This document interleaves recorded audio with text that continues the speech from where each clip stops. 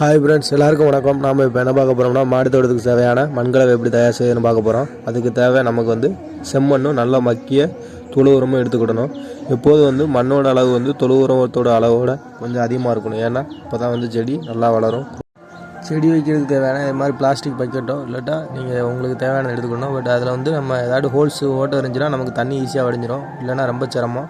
இந்த மாதிரி இலைத்தலைகளை அதுக்குள்ளே போட்டோம்னா நமக்கு ஈஸியாக இன்ஃபில்ட்ரேஷன் ஆகிரும். ஏன்னா மண்ணுன்னு எதுவும் அடைச்சிக்கிடாமல் அதுக்கு மேலே மண்ணு போகிறதுல ரொம்ப பெஸ்ட் அட்வான்டேஜ். இது மக்கி நல்ல உரமாகவும் கீழே ஆகும். வேர்கள் கீழே போகும்போது நாலு நாளாக செடி நல்லா வளரும். இந்த எப்போதுமே மண்ணோட அளவு இந்த கம்போஸ்ட்டில் அதிகமாக இருக்கணும். அப்போ தான் செடி நல்லா இங்கே க்ரோத் ஆகும். நம்ம வெர்மி கம்போஸ்ட் இது செய்கிறதுக்கு காரணம் என்னென்னா, நமக்கு மக்கிய தொழு உரம் கலக்கும்போது இதோட வெயிட் ரொம்ப குறைவாயிரும். வெயிட் குறைவாகிறதுனால நமக்கு ஈஸியாக தூக்கி அங்கங்கே வச்சுக்கலாம். அதுபோக நமக்கு நல்லா தண்ணி நல்லா வடியும்.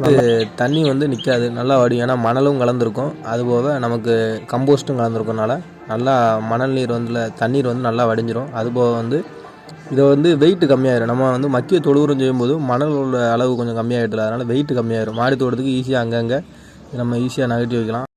அதுபோக நல்லா காத்தோட்டமாகவும் இருக்கும். செடி வைக்கும்போது தூருக்கு நல்லா காத்தோட்டமாக இருக்கும். இப்போ நம்ம பாருங்கள், செடியெல்லாம் வச்சாச்சு. இது மாதிரி நமக்கு மண் அளவு அதிகமாக பிடிக்கிற பக்கெட் எடுத்துக்கிட்டோம்னா, இப்போ நம்ம வைக்கிறது ரெட் செம்பருத்தி.